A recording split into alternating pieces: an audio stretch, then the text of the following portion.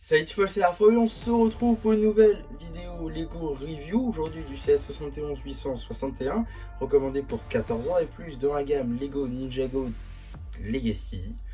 Sorti le 1er janvier 2026 au prix public de 299,99€ pour 4851 pièces. On va bien évidemment parler du set de la vieille ville en commençant directement avec toutes les mini-figurines. Ici, vous avez la chaîne de Kai ZX Legacy, une chaîne exclusive à ce set. Effectivement, dans cette configuration précise, la chaîne est exclusive au set de la vieille ville. Néanmoins, tous les éléments ont déjà été vus par le passé. On commence directement avec les cheveux, avec le bandeau, apparu pour la première fois en janvier 2021 avec l'Epic Battle Set de Kai. On enchaîne avec la tête du film, donc depuis 2017.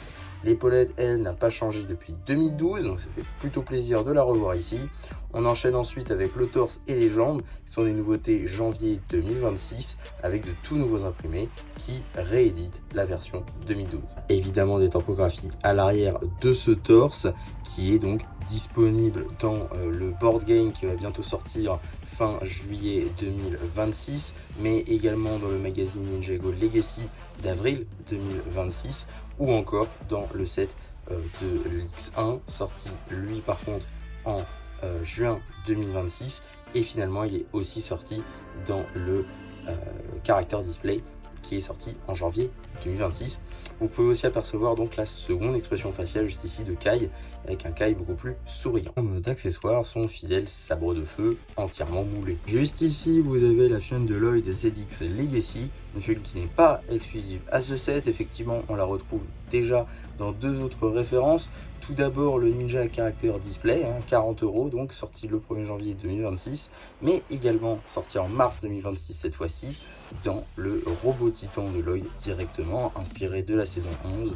Donc voilà, une chaîne qui n'est pas du tout nouvelle, et encore moins quand on sait que par exemple la cagoule ainsi que le torse sont apparus également dans le BAM, dans le bulle de minifigure en Lego Store, pour faire sa version enfant. La tête, elle, est la tête du film, donc depuis 2017.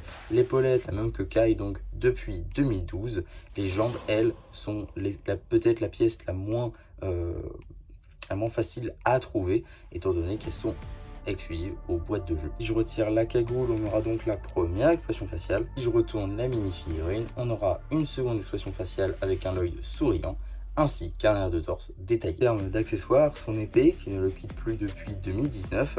Le moule néanmoins est apparu depuis 2017 avec le film, mais dans cette couleur-là, en doré, il est apparu pour la première fois avec les sets de la saison 11. Juste ici, vous avez la chaîne de JZX, une chaîne exclusive à ce set. Effectivement, dans cette configuration, la chaîne n'apparaît exclusivement que dans ce set.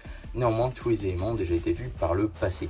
On commence avec la cagoule, torse et jambes, déjà apparu dans le Ninja Character Display en janvier 2026, mais également dans le tout dernier Ninjago Legacy Magazine en juin 2026. Donc rien de nouveau. Également la tête est aussi apparue dans pas mal de sets Dragon Rising saison 4, notamment ceux incluant Jay Dragon sans toute la tenue dragon, c'est-à-dire sans la queue, le masque, etc. Donc, évidemment dans le Battle Pack, mais encore dans son buggy sorti en janvier 2026 par exemple. On troque cette fois-ci l'armure dorée pour donc une petite braquette, c'est-à-dire une petite accroche transparente avec deux studs à l'arrière. Sous la cagoule, deux nouvelles expressions faciales pour Jay, une où il est énervé, l'autre où il est souriant. L'arrière du torse est lui aussi détaillé. On peut intervertir la cagoule avec ce casque d'aviateur. On peut lui mettre dans son dos tout simplement son planeur qu'il va avoir dans les épisodes pilotes. C'est un plutôt bon détail et une assez belle référence, je dois dire. On peut même le prendre par derrière comme ceci avec cette petite accroche pour tenir la mini-figurine. C'est plutôt cool. En termes d'accessoires, il aura évidemment les nouveaux Nunchaku de la foudre. Juste ici, vous avez la chaîne de Cole ZX, une chaîne exclusive à ce set dans cette configuration. Néanmoins, tous les éléments ont déjà été vus par le passé. On commence directement avec les cheveux, apparus pour la première fois en 2017 avec la CMF du film. De même avec la tête, c'est la tête du film. L'épaulette, c'est celle de 2012. Le torse et les jambes, elles, sont des pièces de janvier 2026, apparues pour la première fois de Ninja Character Display en janvier. Mais Cole est aussi apparu dans la voiture, c'est-à-dire le polybag Ninjago Legacy, sorti en ce début d'année. Et également, il va apparaître dans le prochain jeu de société, hein, le board game, qui va apparaître fin juillet 2026. On a évidemment une seconde expression faciale, ainsi qu'un arrière de torse détaillé et topographique. En termes d'accessoires, la nouvelle faux de terre. Juste ici, vous avez la fionne de Zane ZX Legacy, une fionne qui n'est pas exclusive à ce set. Effectivement, dans cette configuration, elle est déjà apparue dans la Ninja Character Display, aussi sorti en janvier 2026. Néanmoins, sans les épaulettes, on pourra bientôt le retrouver dans le board game, hein, le fameux jeu de société qui devrait arriver fin juillet 2026. En tout cas, il partage le même moule qu'avec ses comparses, mais cette fois-ci en dual molded blanc et doré. Il dispose également d'une nouvelle tête avec deux nouvelles expressions faciales. L'épaulette, elle, il la partage avec tous ses compatriotes également, ainsi que pour ce qui va être du torse et des jambes. Là, c'est la nouveauté janvier 2026. Sous la cagoule, on va donc avoir un visage de Zane humain. On aura également un arrière de torse détaillé, ainsi qu'une seconde expression faciale. On voit la moitié de son visage de type Nindroid, ce qui est plutôt cool. En termes d'accessoires, les shurikens de glace. Fini le tour de nos 6 ninjas avec la chaîne de Nia, ici dans son kimono rouge, évidemment sa tenue pilote, donc pilote Legacy. Alors pour cette tenue, elle va reprendre sa coupe originale, ça c'est cool, mais mêlée avec sa tête du film de 2017. Pour le reste, torse et jambes, ce sera de la nouveauté janvier 2026 et ça réédite l'imprimé de sa figurine originale. Il y aura évidemment un arrière de torse détaillé ainsi qu'une seconde expression faciale. La figurine étant déjà apparue dans la forge aux 4 armes, vous ne serez pas surpris de savoir qu'elle arborait, là encore, ces lames qu'elle n'a jamais eues dans la série, néanmoins qu'elle avait dans les toupies en 2011. Donc c'est quand même un plutôt bon détail. On commence avec la première des deux mini-figurines du Maître des Ninjas, ou ici dans sa version jeune, qui est donc la première des 3 mini-figurines anniversaires de ce set pour compléter évidemment son alliance élémentaire. Pour ce qui va être des pièces exclusives ici, les cheveux sont déjà apparus sur la fionne de Chase McKay, notamment dans la gamme Lego City. Pour le reste, c'est de la nouveauté janvier 2026, donc tête, jambes et torse avec de toutes nouvelles topographies qui rendent très bien d'ailleurs. Évidemment, un arrière de torse détaillé ainsi qu'une seconde expression faciale. En termes d'accessoires, il aura un bow en dark tan ainsi qu'un stud pour augmenter son pouvoir de création. Deuxième figurine du Maître des Ninjas, avec ici donc Maître Wu dans une version Legacy, une figurine qui n'est pas exclusive à ce set. Effectivement, on la retrouve tout d'abord de Ninja Character Display, mais également dans la forge aux 4 armes. Donc si vous avez déjà acheté tous les sets Legacy, globalement cette figurine semblera assez classique pour vous. Elle réutilise donc le chapeau et la barbe de toutes les figurines de Maître Wu, avec la tête ici de la toute dernière version Ninjago Legends, qui date donc de l'année dernière. Donc ça c'est quand même plutôt cool. Et on aura également un torse et des jambes issus de la vague de janvier 2026, vous vous en doutez. Si je retire tous ces accessoires, on peut vraiment mieux voir les topographies qui sont vraiment très belles. On fera tout de même les topographies à l'arrière du torse, malheureusement pas de seconde expression faciale, ni la barbe ni le chapeau permettant de les cacher. En termes d'accessoires, un bow en tan. On enchaîne avec la seconde mini-figurine anniversaire, le premier maître du Spinjitzu. Et d'ailleurs, petite anecdote si vous ne le saviez pas, il s'agit de la 1000e figurine Ninjago, donc c'est quand même plutôt cool. En tout cas, niveau topographie et niveau exclusivité, c'est très simple, hein. Torse, jambes et tête sont des nouveautés et des exclusivités. Le chapeau est déjà réutilisé sur plein d'autres mini-figurines, et même dans ce set, vous allez le voir. Ceci, on verra déjà un peu mieux tous les détails donc des topographies, notamment du torse magnifiquement topographié, même pour les jambes. Et enfin, évidemment, comment ne pas en parler, du visage directement du premier maître du Spinjitzu. On a en soi déjà vu dans pas mal de médias Ninjago, mais en figurine, ça fait quand même pas mal d'avoir une confirmation officielle, etc. Donc c'est quand même très cool comme détail. À l'arrière, on a aussi des topographies pour les cheveux du premier maître du Spinjitzu, ainsi que l'arrière du torse avec écrit Ninja qui reprend directement l'imprimé des tenues Wukru noires, du coup qui était sorti à l'occasion du film Ninjago. Et comme ceci, on reconnaît directement de qui il s'agit. En termes d'accessoires, un simple bâton orné d'un motif de dragon. Ici, vous avez la figurine du Facteur, une figurine exclusive à ce set, de par notamment la pièce de la tête ainsi que du torse. Le reste étant assez générique, hein, notamment le chapeau comme vous l'avez compris, et le sac également, qui est une pièce qui existe depuis déjà quelques années. En tout cas, la figurine ne change pas beaucoup de sa précédente version, qui était une figurine exclusive au temple de Erjitsu, un set assez onéreux tout de même, donc quand même une bonne inclusion ici, d'autant que le facteur ici est présent dans une version qui colle déjà un peu plus avec son nouveau modèle, c'est-à-dire sans la barbichette. Et d'ailleurs, la pièce de tête peut être utilisée pour un custom, notamment de celui qui gère la prison de Cryptarium.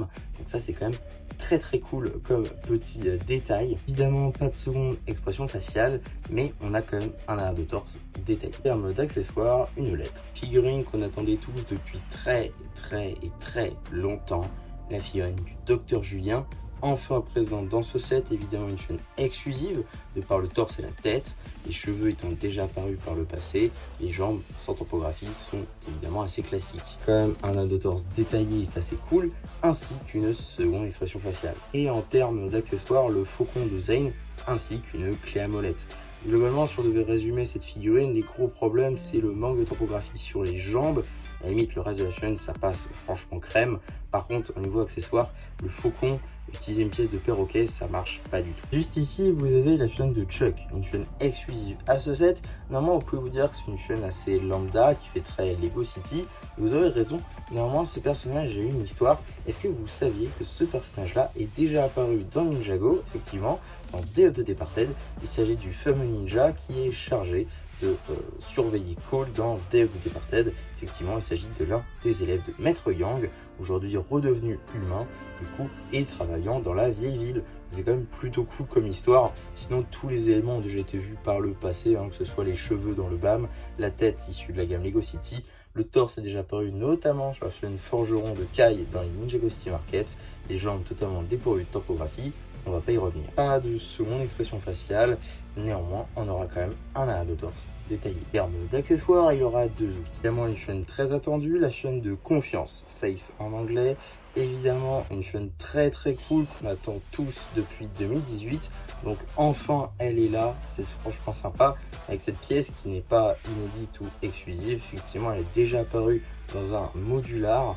Néanmoins la tête elle est une nouveauté avec deux nouvelles expressions faciales. Le torse et les jambes eux sont grandement inspirés des Chasseurs de Dragons de 2018, mais il s'agit aussi de nouvelles topographies.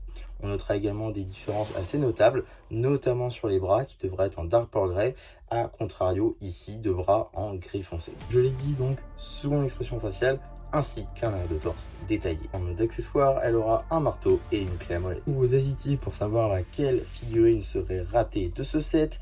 Je pense qu'on a une très bonne place ici. Effectivement, avec l'agent de l'administration, une figurine qui aurait pu être juste folle, évidemment en référence à Dragon Rising.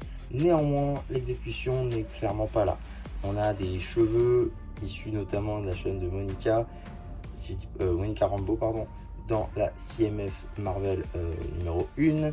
La tête, c'est du Lego City, tout ce qu'il y a de plus classique. Le torse n'est pas une nouveauté comme on aurait dû l'espérer, mais bel et bien un torse réutilisé également de la gamme Lego City.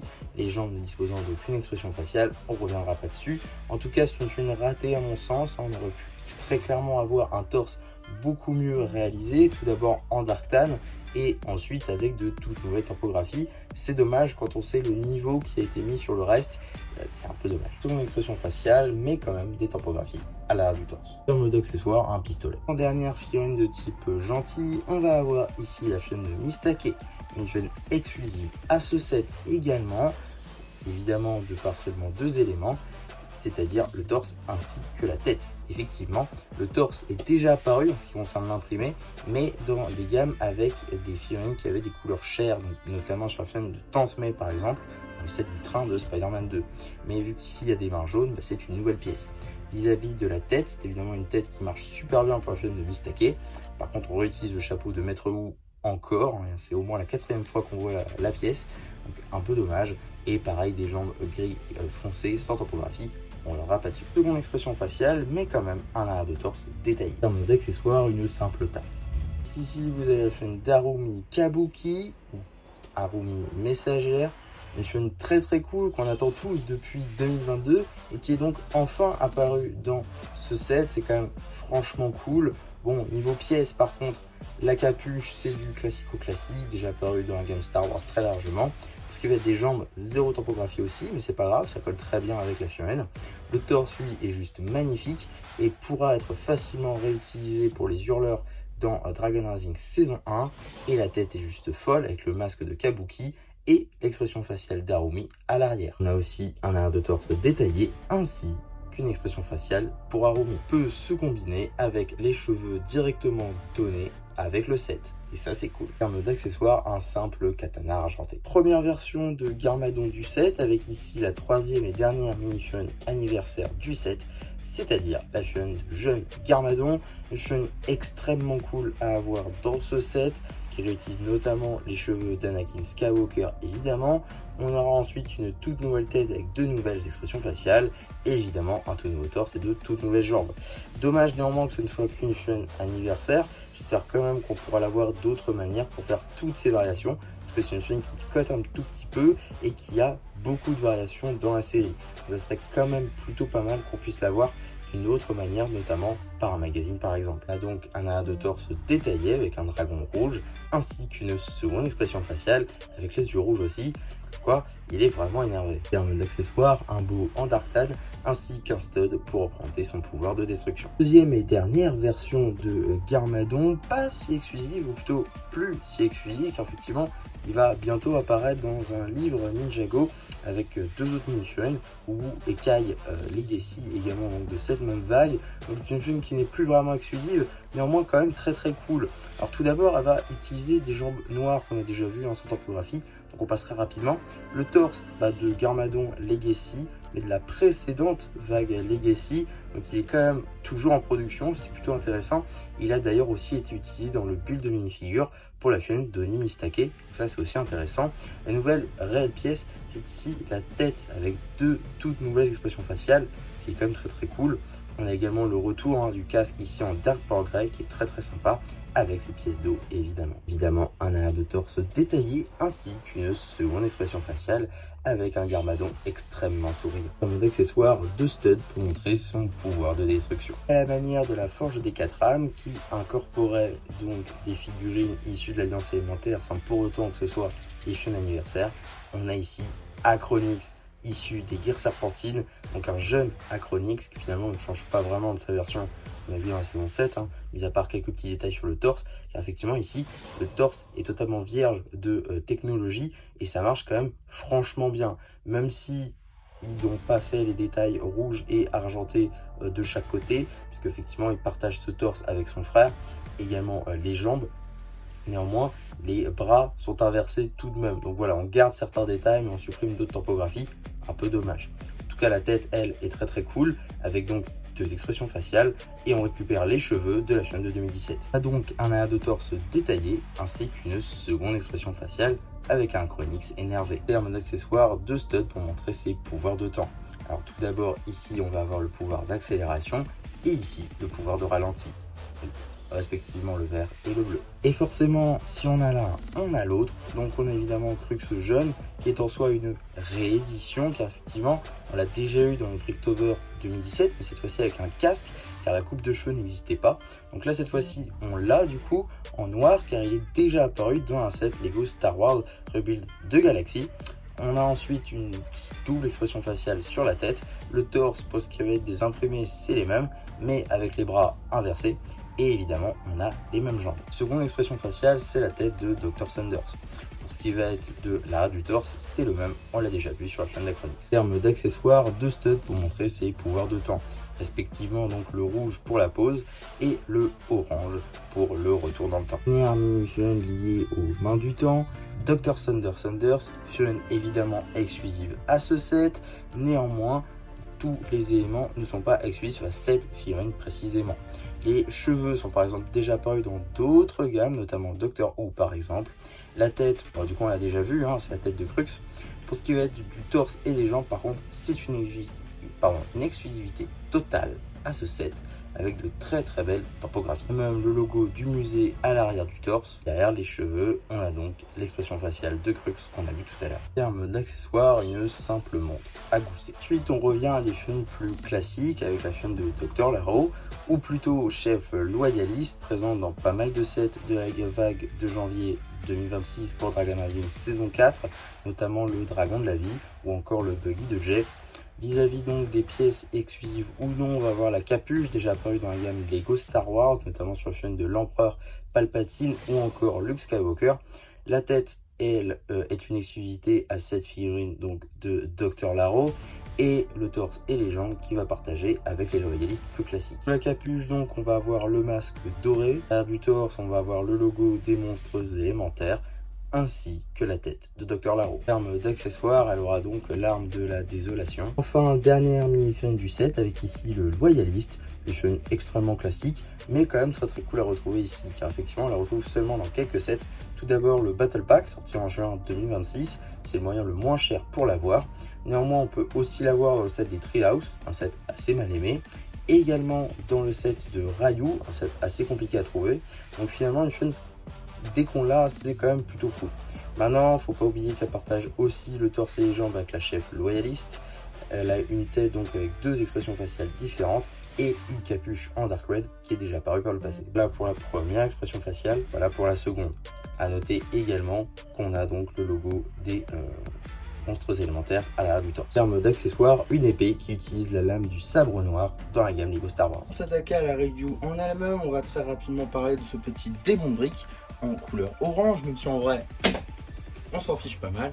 Et donc on va pouvoir passer, avant de regarder le set en lui-même, on va regarder tous les petits side builds, hein, les petites constructions autres que le set en lui-même, c'est-à-dire la vieille ville. Donc on va commencer avec le support des 3 mini-figurines anniversaires, donc dans l'ordre hein, où le premier maître du Spinjitzu et Garmadon. C'est on va dire le socle ultime un petit peu avec les 3 figurines.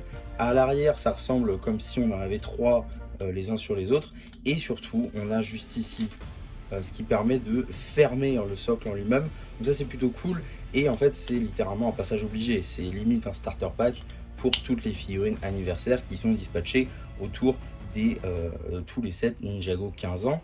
On a aussi juste ici la Teal topographie. Dommage du coup qu'on ait 3 mini-figurines mais pas 3 Teal, ça aurait été plutôt pas mal, mais bon c'est pas très grave.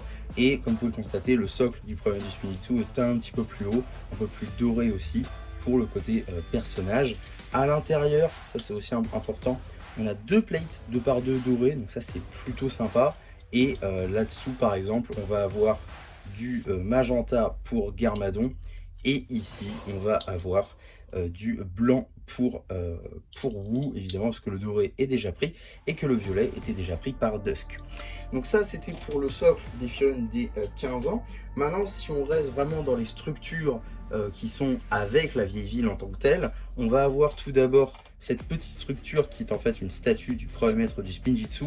Ça fait évidemment penser à la statue qu'il y a dans sa tombe qu'on découvre dans la saison 5, avec tout autour des stickers ici qui représentent les armes d'or du Spinjitzu. C'est quand même plutôt sympa, dommage que ce soit que des stickers, mais c'est quand même plutôt cool. Et on a évidemment des flammes tout autour. Pour ce qui va être des pièces de mini-figurines, rien de bien excitant, hein. Ça c'est déjà apparu notamment dans un paper bag Harry Potter qui était même offert. C'est pour dire à quel point ça vaut pas grand chose. Et chez Ninjago c'est déjà apparu dans le set de la ville au tournoi, ou encore dans le set de Rivendell, etc. dans d'autres gammes. Donc pas un torse très intéressant. Vis-à-vis de la tête, il n'y a juste aucune topographie. Donc voilà, chapeau doré évidemment. Le seul reproche que je peux lui faire, c'est voilà, ça tourne assez facilement. Bon, une fois que c'est posé, hein, mais c'est vrai que quand vous le manipulez, ça peut être un petit peu embêtant. Mais sinon, la construction en elle-même rend plutôt pas mal, donc c'est plutôt cool. Vis-à-vis de la seconde construction, on est ici sur l'atelier de Chuck, avec du coup un petit sticker ici en ninjargon. J'avoue que j'ai pas traduit pour cette vidéo et j'ai un peu oublié le ninjargon, mais en gros voilà, c'est l'atelier quoi, le charpenterie.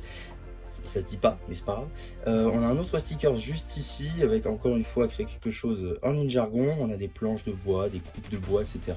Et surtout, ultra important, une petite référence juste ici au pilote avec la charrette que les ninjas poussent dans l'épisode pilote justement. Donc ça c'est franchement plutôt cool. Et le toit en réalité de cette petite cabane, il est juste posé, c'est-à-dire qu'on peut le retirer un peu comme on veut. Des fois quand on veut juste le poser dessus, c'est un peu compliqué quoi, voilà. Donc bon voilà, c'est pas ce que je préfère, je limite préfère un truc modulaire à la sauce modulaire, c'est-à-dire juste un stud et ça aurait super mieux marché je pense. Bien mieux marché en tout cas que juste ça, parce que c'est un peu voilà, ça bouge ultra facilement quoi, donc des fois c'est un peu compliqué, mais sinon l'ensemble rend assez bien. Encore une fois que c'est exposé, ça rend super bien. Ensuite on a le petit stand de thé de Mistake, là encore très facile hein, comme petite construction. Il n'y a rien, juste une petite théière et des tasses. On peut refermer comme ceci, ou alors faire eh bien le petit parasol comme cela, voilà. Et ici on a des petites lanternes, on a des petits trous pour que ça puisse rouler, et ça marche très bien. Donc globalement c'est des petites constructions qui vont très bien avec le set en lui-même, donc c'est plutôt cool. Ensuite on va s'attaquer au premier module de la vieille ville. Pourquoi je dis premier module? Parce qu'en réalité on peut construire 4 modules différents pour cette vieille ville. Donc on a 4 modules qui permettent une certaine modularité, c'est-à-dire qu'on peut les mettre un petit peu comme on veut. Donc on peut les mettre soit en cercle comme proposé sur la boîte, mais on peut également les mettre en long et faire une longue avenue, une longue rue de plus d'1 mètre de long. Donc c'est quand même plutôt cool, ça permet de la mettre sur diverses étagères, donc c'est franchement plutôt sympa. En tout cas, on va pouvoir regarder un petit peu tout ça. Donc juste ici, on a la porte principale, l'entrée de la vieille ville, avec d'autres stickers ici et ici. Voilà, comme ceci, évidemment, ce sont des stickers. On a les mêmes de l'autre côté d'ailleurs, on va y revenir. Juste ici, on a des petites fenêtres. Il n'y a pas de vitre, c'est-à-dire qu'on peut littéralement passer d'un côté à l'autre. Et donc là, on a des volets qui sont évidemment factices, hein, c'est juste des tiles mis avec des pièces de snot. On a des petits cerisiers sur les côtés, les bordures qui font évidemment penser, si vous l'avez construit, à la forge des 4 armes, qui est également sortie en janvier 2026. De l'autre côté, on retrouve cette même fenêtre avec encore des roches, l'arbre qui pousse littéralement dans le mur. C'est plutôt sympa à construire. Il y a des petits enchaînements de slopes et de briques classiques qui marchent vraiment bien. Beaucoup de détails très sympas qui sont vraiment cool à construire pour le coup.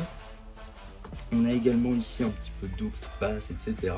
Des petites jonctions avec ces pièces-là qui marchent franchement également très bien. Et surtout, on a donc le toit juste ici qui traverse un petit peu partout. Et comme vous pouvez le constater ici, l'arbre qui traverse le mur a cassé le toit. Donc c'est plutôt bien représenté.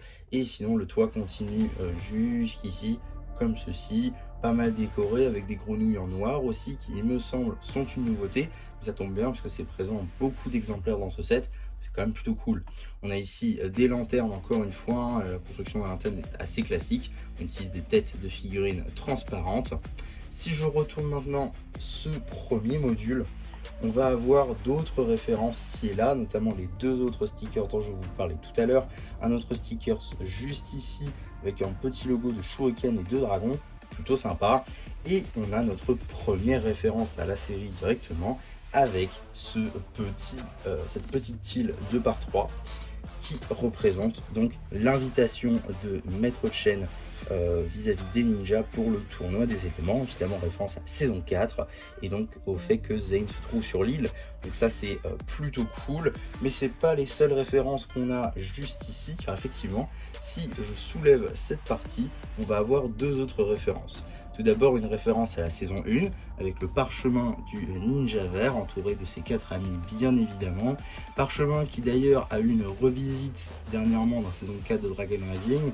Ça aurait pu être sympa d'avoir le même stickers mais sous les 2 versions. Je pense que c'est évidemment pour ne pas spoiler du coup qu'ils n'ont pas fait. Évidemment je la fais tomber parce que sinon c'est pas drôle. Mais je pense quand même que ça aurait pu être sympa, peut-être pour un futur set. La deuxième référence, elle, est vis-à-vis de la saison 12, avec ici la carte mère de Premier Empire, qui rend franchement assez bien. Et on utilise donc une pièce de livre, et c'est plutôt pas mal, parce qu'on peut la mettre dans les mains des figurines. Donc ça c'est plutôt cool. Pourquoi pas, si prochainement on a une chaîne de Milton d'ailleurs dans une prochaine Ninjago City, ça pourrait être cool comme accessoire. En tout cas, c'est à peu près tout pour ce premier module. On peut passer au deuxième. Vous pouvez le constater, ce deuxième module est déjà un peu plus conséquent, il va avoir un peu plus de fonctionnalités et il est aussi un peu plus volumineux. Donc il y a aussi beaucoup plus de détails.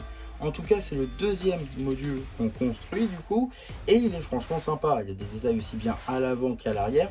Donc on va tout de suite regarder ça. Mais avant, j'aimerais très rapidement qu'on vous montre un peu comment est-ce que ça se lie. Ça se lie juste avec ces trois pinoches là. Comme on peut constater, ça se connecte pas du tout, c'est juste posé. Ça évite que les deux parties se séparent trop. Néanmoins, c'est assez solide quand même pour que les deux se collent à peu près. Donc ça, c'est quand même plutôt cool.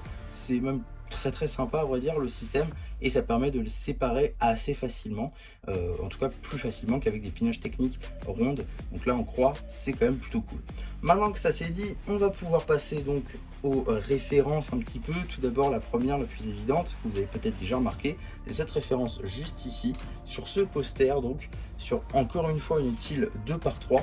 C'est le poster qu'on découvre à la fin de Dragon Rising, pardon, pas du tout, à la fin de l'épisode 2 de Dragon Rising saison 3, là où Kai, Nia et Brazera sont déclarés ennemis publics numéro 1 d'un peuple de Tide, donc dans la forêt des esprits. Donc ça c'est quand même plutôt sympa comme petit détail, et comme quoi il y a vraiment des références à chaque saison de Ninjago, et ça c'est plutôt cool. D'ailleurs, vis-à-vis de ce pan de mur, on a encore une petite fonctionnalité. Ça se situe juste ici, comme vous pouvez le constater, on a une petite statuette. Et bien si on pousse sur cette statuette, on va pouvoir enlever le mur, donc ça c'est plutôt sympa. Et d'ailleurs de l'autre côté, on a aussi un poster, cette fois-ci de Gandalaria avec nos deux maîtres dragons, cette fois-ci donc basé sur la saison 2 de Ninjago Dragon Rising, avec quelques petits écriteaux aussi en ninjargon. Donc ça c'est plutôt cool comme détail, je trouve. J'aime beaucoup, en tout cas c'était plutôt sympa à construire. La fonctionnalité est très simple, en réalité c'est juste un poussoir. Et si vous voulez tout savoir, donc voilà, cette pièce là juste ici, la pièce en nougat, en réalité elle ne tient que sur un stud, et c'est pour ça qu'elle bouge. Donc c'est quand même plutôt cool et c'est assez ingénieux à construire. Encore une fois, on a un arbre qui pousse dans le mur, donc ça c'est plutôt sympa, avec cette fois-ci des feuillages jaunes, contrairement au feuillage rose par exemple qu'on avait sur les petits arbustes qu'il y avait donc à l'avant de la porte. On a ensuite l'intérieur, et oui, on a des intérieurs détaillés puisqu'on a notre premier bâtiment. Donc tout d'abord, on peut comme ceci venir l'ouvrir pour du coup voir un peu tous les détails, et on est directement sur le poste du postier tout simplement, avec tout d'abord une autre petite référence encore une fois à Premier Empire juste ici sur cette île 2x3. Littéralement c'est un jeu Premier Empire. Et tout d'abord, le premier truc qu'on reconnaît ici, Playbox. On a déjà eu des tiles comme ceci, Playbox, notamment des pièces tampographiées, notamment celle qui me vient aujourd'hui, c'est celle de la série 19, avec la chaîne du Gamer, qui faisait directement référence à une chaîne de la série 16. Donc voilà, il y a pas mal de références comme ceci, il me semble qu'il y en a eu d'autres encore, hein, mais c'est la seule que je connaisse personnellement. Mais c'est pas tout ce qu'on a, parce qu'on a aussi deux cartes de collection. Vous savez, c'est les fameuses cartes de 2011-2012 qui sont représentées du coup en stickers, et on en a deux dans ce set. Donc juste ici on a un squelette comme ceci sur une tile du coup violette, ça marche plutôt pas mal en réalité. On va la reposer juste ici, et on en a une deuxième ici sur le comptoir avec encore une fois un squelette par dessus, cette fois-ci sur une tile 1x2 en Dark Tan. Donc ça c'est aussi plutôt cool. Sinon, dans les petites étagères ici, on a des LED qui doivent être postées, on a un petit téléphone juste là, on a donc un petit comptoir avec une machine à eau, d'ailleurs avec des tiles, avec des studs bleu transparent pour représenter l'eau, donc ça c'est plutôt cool. Et ici, on va avoir un petit endroit pour une petite table pour écrire des lettres directement avec une petite lampe, donc ça c'est plutôt sympa. Et tout ceci tient dans le petit habitacle, c'est quand même très sympa, et même vu de l'extérieur ça fait pas grossi ou quoi, donc c'est très cool. De ce côté là, si je le tourne directement, on va avoir un énorme sticker juste ici qui a beaucoup de références, notamment ici avec le logo du Wukru, ici le logo des Fils de Garmadon qui est barré pour celui des Corbeaux Rouges, issu du comics Garmadon, celui du Pirate du Ciel, évidemment en référence à la saison 6, mais c'est pas tout parce qu'on a aussi juste ici le petit symbole de la saison 10, ou encore ici un petit easter egg vis-à-vis du spectacle de marionnettes issu du comics Spinjitzu Brothers tome 2, Tanabrax, et il me semble, si je dis pas de bêtises, que cet autre petit détail est vis-à-vis d'une nouvelle de Tommy Anderson que je n'ai pas lu malheureusement, donc je ne pourrais pas vous en dire plus, mais il me semble que c'est ça. Mais c'est pour vous dire à quel point les stickers font réellement référence à beaucoup de choses, beaucoup d'œuvres qui ont été faites autour de Ninjago, donc ça c'est quand même très très cool. On a aussi une petite boîte aux lettres avec le même logo qu'on retrouve sur le torse du facteur, une boîte aux lettres qu'on peut évidemment ouvrir avec une lettre à l'intérieur. On a encore un autre stickers juste ici avec des écriteaux en Ninjargon, d'autres types d'écriteaux en Ninjargon juste ici, si vous voyez bien sans le tonneau, et surtout le stickers que vous voyez peut-être depuis tout à l'heure, le stickers ici des chasseurs de dragons qui est disponible d'ailleurs des deux côtés, et évidemment il y a des fonctionnalités comme notamment le fait qu'on puisse descendre le tonneau. Voilà, on peut orienter aussi la grue, on peut évidemment le faire remonter. Ça c'est une fonctionnalité plutôt cool et c'est évidemment en référence à la saison 9. À l'intérieur, rien de bien excitant en réalité, il y a juste quelques pièces de moteur, quelques petites pièces topographiées, mais c'est des pièces communes, donc rien de bien excitant dans cet intérieur là. Donc je pense que c'est à peu près tout pour ce deuxième module de la vieille ville. Troisième module est par contre le plus petit. Effectivement, c'est le plus petit des quatre. Néanmoins, c'est celui qui a quand même pas mal de détails et qui est peut-être le mieux détaillé, je trouve. Il n'y a pas trop de détails et c'est limite un set qui pourrait se suffire à lui-même. En fait, si on retire les pinoches ici, on peut vite voir un truc d'exposition limite. Ça fait très japonisant. Il n'y a pas trop non plus de détails à Ninjago directement. Il n'y a pas non plus ce truc de c'est trop peu. Franchement, ça aurait limite pu être un set à part, je trouve. Ça fait très japonisant, très voilà, c'est très mignon. Et donc du coup, qu'est-ce qu'on a dans ce module? Tout d'abord, comme vous pouvez le constater, on a ce fil juste ici qui va en réalité se connecter au quatrième et dernier module, et donc on reviendra quand on s'attaquera au quatrième. Vis-à-vis de celui-ci, donc on va avoir quelques petits stickers ci et là, notamment ici celui du musée et de la poste avec des logos pour les représenter, et ici celui de la porte. Donc ça c'est quand même plutôt sympa. On a une petite lanterne juste ici, quelque chose qui fait très japonisant, c'est la roche avec de l'eau, des feuilles, etc. Ça fait évidemment penser au Ninjago Dragon Shrine qui était sorti en 2024. Donc ça c'est plutôt cool. On a ensuite des petites échelles ici pour monter et ici pour passer au rocher, ça c'est plutôt sympa.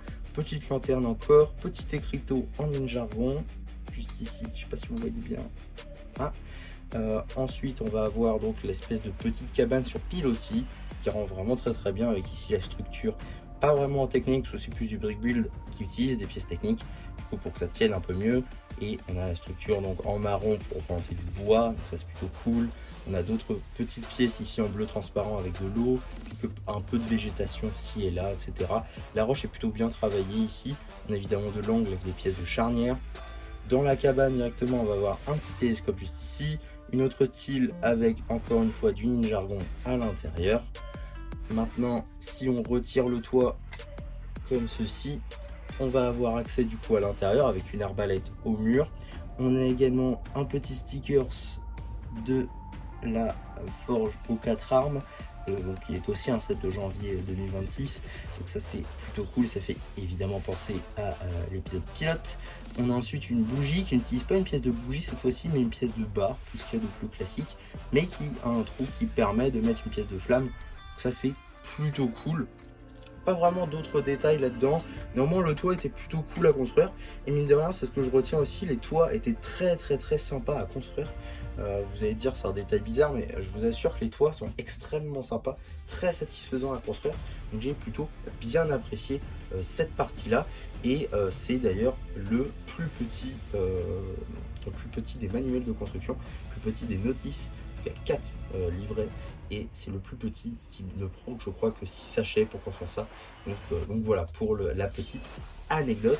On peut maintenant passer au 4e et dernier module de cette vieille ville. 4e module, dernier module, le plus gros module et surtout le plus haut. C'est vraiment plutôt pas mal en réalité. J'ai beaucoup aimé la construction de ce module là, il était très sympa, très différent des autres. Il y avait beaucoup de couleurs qui changeaient, il y avait pas mal de détails. On va voir tout ça évidemment, mais tout d'abord il y a pas mal de références cachées dans la construction directement. J'en note 2. Tout d'abord, sous l'escalier juste ici, vous avez la fameuse tête de Moreau, hein. Ça c'est assez connu de toute façon, mais c'est évidemment en référence à la saison 5. Et on a également, j'y reviendrai, mais là-dedans, dans cette petite porte là, sous le sol, il y a du coup la théière de Tyrane, évidemment en référence à la saison 6 également. Et je vous ai mis des photos normalement au montage pour que vous puissiez voir quand j'ai pris des photos du coup pendant la construction, vous vous en doutez. En tout cas, avant d'aller plus loin dans les détails, on va très rapidement reprendre le module d'avant pour vous montrer un petit peu à quoi servait le fil. Donc on met comme ceci, comme vous pouvez le constater, ça se mélange super bien. Et on met le fil juste ici, on lève ça, et voilà, on a du coup une tyrolienne directement qui marche entre les deux modules. Donc ça c'est plutôt sympa. Et on a la pièce pour faire de la tyrolienne directement aussi, qui se situe plus loin dans le module. Je vous montrerai ça tout à l'heure quand on fera du coup la présentation de ce 4e module. En tout cas, voilà pour ça. Maintenant, on peut passer du coup au 4e module directement, maintenant que tout ça est dit. Donc on va commencer par l'extérieur évidemment. Alors juste ici, on a toute une partie rocheuse qui, comme vous l'avez constaté, se mélange super bien avec le 3e module qui était aussi très rocheux, qui était aussi très végétalisé. Donc ça c'est plutôt pas mal. Donc on a tout un escalier comme ceci en snot qui utilise des slopes. Donc ça c'est plutôt cool. On a différents types de fleurs, notamment des fleurs plus classiques ou encore des moules un peu plus récents, comme par exemple celui-ci. Donc ça c'est quand même plutôt pas mal. Donc il est disposé directement sur l'eau tel un nénuphar. On a ensuite de l'autre côté cet arbre évidemment qui est enraciné directement dans la roche. Donc ça c'est plutôt cool à construire aussi, même si les feuillages, bon, des fois c'est un peu répétitif, mais à part ça, ça passe quand même assez vite. On a ici une petite porte qu'on peut coulisser comme ceci, mais on va pas le faire parce qu'on peut directement ouvrir toute cette partie là pour accéder du coup au repère des loyalistes. Et ça c'est franchement plutôt cool parce que c'est réellement comme dans la série, on a le repère des loyalistes dans la vieille ville. Donc ça c'est plutôt sympa. Alors on va tout de suite se rapprocher pour voir un peu tous les détails parce qu'il y a beaucoup de détails. Tout d'abord, comme vous pouvez le constater peut-être si vous le voyez, je ne sais pas si vous voyez très bien, mais voilà, à l'intérieur on a un poster de l'impératrice Béatrix. On a également une petite tablette qu'on voit directement dans Dragon Rising saison 4. Donc ça c'est plutôt cool. Ah, attendez, je peux vous rajouter de la lumière. Voilà, parce qu'il y a cette partie là qui se retire pour qu'on puisse peut-être un peu mieux voir. Donc comme je vous le disais, il y a un petit poster de l'impératrice, évidemment en référence à Dragon Rising saison 1. Pour la saison 4, on a donc la tablette qu'on voit directement dans la série. Et on a aussi cette petite construction à l'avant. Alors je vous avoue, je ne sais pas du tout ce que ça représente, si c'est la plateforme sur laquelle les loyalistes se montrent en hologramme dans la saison 4, ou alors si c'est une représentation de la ville d'Imperium. Je vous avoue que je ne sais pas du tout, les deux pourraient ressembler en réalité, donc je pense que c'est à chacun de se faire son avis, mais n'hésitez pas à me le dire en commentaire, c'est assez intéressant, vous, ce que vous pensez. Est-ce que vous pensez que c'est comme dans la série qu'on voit, ou alors est-ce que c'est directement la représentation de la ville d'Imperium? En tout cas, on a d'autres petits stickers ceci et là, notamment ici avec des petites bannières qu'on retrouve également de l'autre côté. On a également des petites dorures sur le bois juste ici en stickers également. On a d'autres détails en référence à d'autres saisons, comme notamment juste ici une référence directe à Shintaro sur un petit poster, comme vous pouvez le constater, voilà, tout au fond. petite référence à Shintaro. Et de l'autre côté du mur, on a évidemment une autre référence. Juste ici, à, il me semble, la ville de Styx. Du coup, dans la saison 5. Donc ça, c'est plutôt cool. Si on retourne encore une fois le 4e module, on retrouve les mêmes bannières qu'on a vu tout à l'heure, les mêmes dorures, ainsi que juste ici, une petite enseigne en Earth Blue avec des dorures qui marchent aussi très très bien. Donc ça, c'est plutôt sympa. À l'intérieur de cette petite porte, on va avoir la fameuse cachette, du coup pour Harumi en tant que silencieuse. Donc on va avoir une petite référence. Alors, je pense pas que vous allez bien voir, mais il y a un petit sticker de toile d'araignée au fond de la porte, qui est évidemment en référence à la chanson la Spider in the House. Donc ça, c'est pour la petite référence avec Harumi qui marche vraiment super bien. Et une autre référence que je ne vous ai pas montré, c'est juste ici le cerf-volant de Moro, donc dans la saison 5, donc ça c'est très sympa. Par contre, le seul problème, c'est que c'est 2 stickers, donc ça c'est un peu dommage. Mais sinon, à part ça, c'est quand même une très très bonne référence. C'était vraiment pas obligé, donc c'est franchement plutôt cool. On va avoir ensuite un empilement, comme vous pouvez le constater, de différents bâtiments de différentes couleurs. Donc on a évidemment du blanc, on a évidemment du sand green ainsi que du sand blue. Donc il y a différents un petit peu fonctionnalités, on va dire, de bâtiments. Donc on va tout de suite regarder ça. Tout d'abord, si on passe par là, on va donc avoir une porte directement juste ici, avec donc le logo du musée. On imagine qu'il y a écrit Museum, si je pense que c'est pas ça, mais bon voilà. Alors, c'est aussi ça un petit reproche que je fais, c'est que par exemple j'ai vu beaucoup de personnes sur les réseaux sociaux transformer ce set en une Ninjago City en le mettant sur une base compatible, etc. Mais c'est pas une Ninjago City en fait, c'est vraiment un set à part. C'est un set comparable à la ville au tournoi par exemple, puisque le musée on a déjà eu dans le Ninjago City Gardens. Donc voilà, c'est vraiment un set à part. Et c'est pour ça qu'il se connecte pas trop avec d'autres sets. Donc ça c'est un petit reproche qu'on peut lui faire. Mais sinon voilà, petit reproche, petite remarque aussi que j'avais très personnelle, mais voilà. En tout cas, on a juste ici un petit pan de mur qu'on va pouvoir retirer. Si j'y arrive. Voilà, avec une petite échelle pour monter à l'étage. Juste ici on a un petit accès du coup au couloir du musée. Car oui, là c'est le musée. Donc on a aussi un autre module ici qu'on peut retirer pour accéder du coup au musée, ou plutôt on va dire beaucoup plus le bureau de Dr Sanders, avec une petite référence à la saison 11, avec ici le parchemin du Spinjitzu interdit. On a des livres ici en brick build, mais on a aussi un livre comme ceci. Le livre que Maître Wu lit à Lloyd dans l'épisode 8, je crois. Donc c'est ne jamais faire confiance à un serpent, avec une page écrite en jargon aussi. Donc très très très sympa comme petite référence qui se place du coup directement sur l'étagère comme ceci. Mais c'est pas tout, parce qu'on a aussi des références sur les pans de mur que je viens de retirer, comme par exemple une petite référence juste ici, ou plutôt 3 références. Tout d'abord ici une référence à Death the Departed avec toutes les phases de la lune. On a également une petite référence au parchemin de la forme dragon de Ninjago cristallisé, mais on a aussi une référence à la saison 11 encore une fois, et aussi un peu l'Oni trilogie, avec le reflet de Lloyd directement vis-à-vis de son père, donc dans le miroir des craintes, le miroir des peurs, qu'on découvre dans le club des aventuriers. Et on a aussi une petite table juste ici avec le petit parchemin du Ninja d'or, du coup pour représenter le pattern du temple de la lumière dans la saison 2 de Masters of Spinjitzu. Donc on va remettre tout ça. Aussi on a un siège évidemment qui fonctionne tout lisse, etc. C'est franchement assez sympa à construire aussi, même le damier et tout en blanc et en earth green qui marche super bien. Donc ça c'est plutôt cool. Donc on peut remettre tous ces modules là, même celui-là qui est un peu plus compliqué à remettre. Voilà, on a effectivement la fameuse pièce de tyrolienne juste ici dont je vous parlais tout à l'heure, un autre logo de type musée juste ici, et vous le voyez peut-être un petit peu déjà, on a pas mal de références à l'intérieur. Tout d'abord, on a une référence encore une fois à l'Oni trilogie avec l'histoire de l'Oni et du dragon, mais on a aussi d'autres références juste ici, notamment un journal, il me semble que c'est celui avec Cyrus Borg, si je ne dis pas de bêtises. Non, pardon. C'est une référence du coup à l'île inconnue, puisqu'on a ici une petite référence à Twitchy Team. On a aussi du coup une petite référence à Ninjago Movie avec la boîte du Bounty du film. Et on a aussi la boîte juste ici du Bounty original de la saison 1. Le tout évidemment en stickers, vous vous en doutez.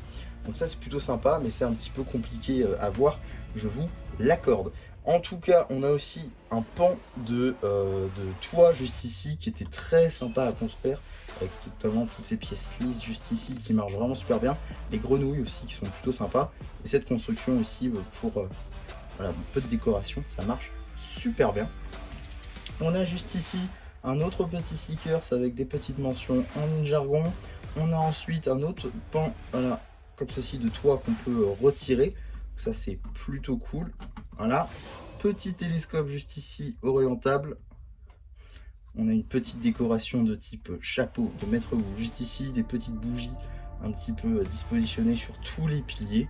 Et donc si on retire le toit, et là je vais tout de suite vous prendre le téléphone. Sinon c'est un peu plus compliqué à montrer, mais juste ici on va avoir des petits rangements pour des dossiers, une petite île avec du coup Cyrus Borg, une petite lampe, un petit ventilateur.